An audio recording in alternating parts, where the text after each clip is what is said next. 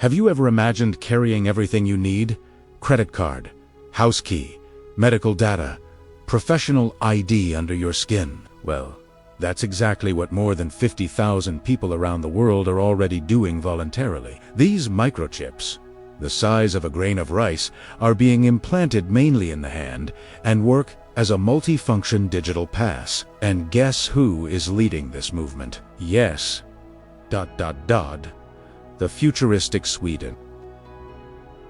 There, it has become fashionable to use the chip, even to access the gym or board the train. But the question that really matters is, what if this technology is offered to you? Would you accept it?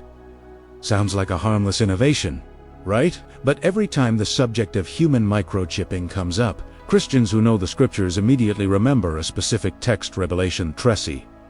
The connection is automatic. No wonder. The mark on the hand or forehead ... The prohibition of buying and selling, it all sounds strangely familiar. And what seemed like a conspiracy theory is beginning to take on real contours with the advancement of technology and the global crisis growing. And the most curious, governments are already anticipating. The US, the European Union, the UK, all discussing legislation that prohibits the mandatory nature of these chips. In the United States, for example, 13 states have already passed laws to prevent companies from requiring the implant as a condition of work, and this is all happening even without any major corporation requiring chips so far. The warning is being given before the storm, as if legislators know that this idea, sooner or later, will knock on the door. And indeed, these chips are not yet mandatory. Still, but the movement is growing, and many already see them as the key to a new digital economy. The problem is that this same key can turn into handcuffs, a silent control mechanism, disguised as a modern solution. We're not talking about the future anymore, we're talking about the now. And the question is no longer, will this happen, but rather, are we spiritually prepared to discern what is really behind this technology? If this topic instigates you, awakens you, or even worries you, then you're in the right place. Subscribe to the channel and activate the bell, because what we are going to deal with here is not just information, it is revelation. And you will need to be on top of every detail. It may seem like a scene from a science fiction movie, but more than 50,000 people around the world already have a microchip implanted in their body. It's not theory, it's real data. In Sweden, for example, the chip already replaces bank cards, transport tickets, and even corporate badges. Just touch your hand to a reader and voila, access is free. Practical, undoubtedly, but behind this technological advance, there is something that deserves attention. How much of this practicality becomes dependence? And, even more, how much does it bring us closer to what is prophesied in the apocalypse? Governments are moving. In the United States, the European Union, and even the United Kingdom, bills have already emerged to prevent the use of the microchip from becoming mandatory. That says something. If it is so beneficial, why the fear of an imposition? It is as if the world is trying to take a new medicine, but already expecting the side effects. This movement is not only political, it is spiritual as well, because if technology invades the body, it may also want to touch the soul. And then the conversation completely changes tone. More attentive Christians are already wondering, does this smell like a brand? And it's not paranoia. The apocalypse already warned about a system that would require a brand to buy or sell. And when you see the chip as an economic tool, the alert lights up. It's as if we're being trained to accept a new form of control. Elegant, functional, but sneaky. The danger is not only in what he does, but in what he represents. It is not a matter of denying technology, but of discerning the spirit that accompanies it. The microchip does not come alone. It arrives packed with promises of safety, health, and practicality. It's as if the solution to all of society's problems is in the palm of your hand, literally. But what if this solution is just the facade of greater control? What if this mark comes disguised as progress, while feeding a system that is thirsty for submission. That is why Christians who know the scriptures are restless, because Revelation doesn't speak in codes, it speaks in signs, and the signs are everywhere. Now, think with me. When you combine cutting-edge technology, economic instability, and a generation tired of complications, what is created is the ideal scenario for deception. People will not run after the brand out of malice, they go after it out of necessity. For convenience, because they can no longer stand the chaos. And that's exactly where the danger lies, because one seemingly innocent step can put us squarely in the hands of the Antichrist. And this one, my friend, knows how to use technology better than any mega innovation company. In Revelation 13:6, it is written that the beast causes all, small and great, rich and poor, free and bond, to be given a mark on their right hand or on their foreheads, so that no one can buy or sell except he who has the mark. Now stop and think. Microchips are being implanted in exactly these two regions. Coincidence or literal fulfillment of prophecy? Many see this as a breakthrough. But are we really making progress or aligning ourselves, without realizing it, with a control system that has been predicted to the millimeter for millennia? Neuralink, for example, promises to integrate the human brain with artificial intelligence, a feat worthy of science fiction, or perhaps a spiritual warning. The case of Nolan Darbaugh, the first man to move a computer cursor with only his mind, made headlines around the world. But few have noticed the fine line between advancement and submission. When a technology enters the mind, the next step is to take control of the thought. And if this connection with the machine becomes a requirement to live in society, what to do? Where does freedom end and domination begin? Elon Musk, with his messianic talk of saving humanity, represents more than a technological genius. He can symbolize the spirit of prophesied deception. The transhumanism he proposes suggests a new type of human being, perfected by technology. But the Bible already warns us in 2 Thessalonians 2:11 about the time when God will allow many to believe deception because they have rejected the love of the truth. The question that remains is, how many are rejecting the truth of Christ in exchange for a supposed evil? The great trap of the mark of the beast lies precisely in its appearance as a solution. A practical, modern tool capable of making life easier in an increasingly unstable world. But deep down, it is a symbol of alliance, a silent pact with the Antichrist. Whoever accepts it will be saying with their actions, "I trust the system, primera depend on it. I surrender to it." That is why Revelation 14:9-10 carries a stern warning. Whoever receives the mark will worship the beast and will drink of the cup of God's wrath. This is not theory, it is prophecy. And if you think you'll easily recognize this system when it arrives, think again. The most dangerous thing is that it has already arrived. Only it did not come with horns or a trident. It came in the form of a chip, of connectivity, of promises. It is technology being used as bait, masked as innovation. What many see as evolution may actually be the sneaky implementation of total control. And there are still people who think that this is all exaggeration. The Bible never said that the mark of the beast would be presented as something evil and frightening. On the contrary, in 2 Corinthians 11:14, it is written that Satan himself disguises himself as an angel of light. This means that the deception will come with the appearance of good. The brand will be offered as a solution for the economy, for health, for safety. Imagine a system where everything is solved with a touch or a thought. Sounds practical, right? But behind this comfort, there may be the price of your soul. With the global economic crisis knocking on the door, the proposal for a single digital currency controlled by implantable chips becomes more attractive every day. Have you ever thought about no longer needing passwords, physical money, or cards? It's the kind of idea that conquers by convenience. Revelation 13:17 warns that no one might buy or sell but he who had the mark. The control of commerce will not be by force, it will be by choice, or rather, by lack of option. Those who do not join will be excluded from the system. The big issue is that When everything is dependent on the brand, the choice will no longer be free. It's like putting a digital leash on society, calling it progress. Many will accept for fear of losing access to modern life, to basic services. And that's where the risk of passive acceptance comes in. Matthew 24:24 reminds us that even the chosen ones could be deceived if possible. Therefore, those who are not spiritually prepared can confuse control with protection and fall into the snare of the Antichrist without realizing it. This deception will be so well planned that it will seem like the logical step to follow. The population will accept how they accepted the GPS, the biometric passwords, the contactless payments. Everything will be done in stages. First, the chip to open doors.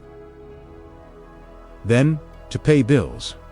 Soon after, to access public health. And when they realize it, they will already be inside a system that controls not only the economy, but the movements, the habits, even the thoughts. The microchip, in this context, becomes much more than an accessory.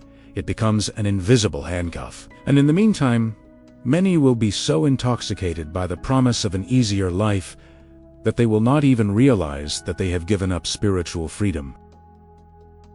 Deception will not come with shouts. It will come with applause. And those who do not discern the spirit behind the technology will mistake the brand for a gift. He will believe that he is gaining power, when in fact he is handing over control.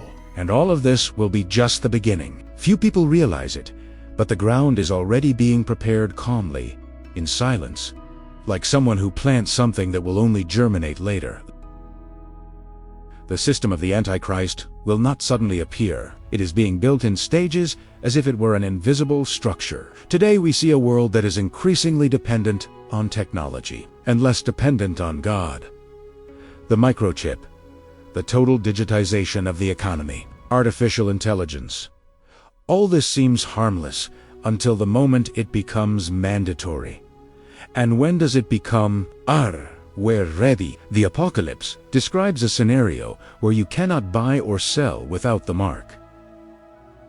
This requires a global, unified, and without physical cash. What once seemed crazy is now on the agenda in international economic forums. The quest for a single digital currency is gaining momentum, and every step towards it weakens individual freedom. Technology, allied to economics and politics, forms the tripod of prophesied control. And when this tripod is firm, only those who are based on the Word of God will remain standing. Refusing the brand will not only be a spiritual choice, it will also be a social decision with real consequences. Isolation, persecution, loss of basic rights. Revelation 13:15 speaks of those who did not worship the image of the beast being slain. This is not a figure of speech. It is a warning. Anyone who does not align with the system will be treated as an enemy. Therefore, the preparation begins now, not with weapons, but with faith. Not with physical endurance, but with spiritual discernment and conviction. Being faithful in difficult times will take courage, and courage cannot be improvised. It is built, how? With constant prayer, daily reading of the Word, and fellowship with people who are also awake. It's like an athlete who trains before the competition. If you wait for the day of the fight to get stronger, you've already lost. Want a practical example? Start by memorizing key verses like Psalm 91, Ephesians 6, and Revelation 3, 10 promises of protection and steadfastness. This is like carrying spirit ammunition for the days of battle, because in the end, the great test will be one of loyalty. The mark is not just a tool, it is a seal of covenant with the Antichrist. Whoever receives it confirms their submission to the system, and those who resist declare fidelity to the kingdom of God. In Revelation 22:4, we see those who were beheaded for not accepting the mark, but we also see their reward. They lived and reigned with Christ for 1,000 years. Victory is not for the strongest, it is for the most faithful. But who will really be ready when this system is fully revealed? Bitterness is a slow poison. Hebrews 12:15 warns us, "Take heed that no one falls short of the grace of God, and that no root of bitterness springs up and troubles you, and many are defiled by it." That is, an unresolved hurt can grow inside the soul like a spiritual tumor. And the worst, it spreads. The hardened heart closes itself to God and opens itself to deception. In a time when the Antichrist advances, those who hold grudges have fertile soil for control, the mark, and the fall. The Bible shows that even the great ones have been betrayed. Joseph was sold by his own brothers. David was betrayed by Ahithophel, his advisor, and Christ himself was delivered by a close friend, Judas. Psalm 55:12-14 reveals the deep pain of being hurt by those you love. But in all of these examples, forgiveness was key to restoration. Joseph forgave and saved a nation. David cried, but he remained firm. Jesus, even on the cross, said, "Father, forgive them." This is the spirit that protects from the poison of bitterness. Ephesians 4:31 says, "Let all bitterness and anger and wrath be far from you." Forgiveness is more than an emotional act. It's an act of spiritual warfare. The Antichrist doesn't just want people to be physically marked. He wants hearts marked by unhealed wounds, minds stuck in the past, souls charged with hatred disguised as reason. That's why forgiveness isn't weakness, it's a shield. Whoever releases forgiveness closes doors to control and makes room for grace to flow freely. Have you ever stopped to think about how the lack of forgiveness holds a person to a memory? While she thinks she is punishing the other for not forgiving, she is actually keeping herself chained to the moment of pain. It's like carrying an emotional microchip that the enemy can activate at any moment. When Revelation speaks of trials, it also speaks of the perseverance of the saints, and that includes forgiveness. To forgive is to renounce the role of judge and to entrust justice to the just judge. This is freedom. Christ has called us to love, compassion, and mercy not as religious slogans, but as spiritual shields in times of control, deception, and branding. Anyone who is full of resentment will be vulnerable. Whoever is full of grace, on the other hand, will be unshaken. Forgiveness becomes a weapon, a key, and a wall at the same time. And if we are really nearing the end, then now is the ideal time to cleanse the heart, because the brand can come from outside, ... But deception always starts within. There is a saying, "Tell me who you hang out with, and I'll tell you who you are." The Bible goes even deeper. Psalm 1 begins with a clear warning.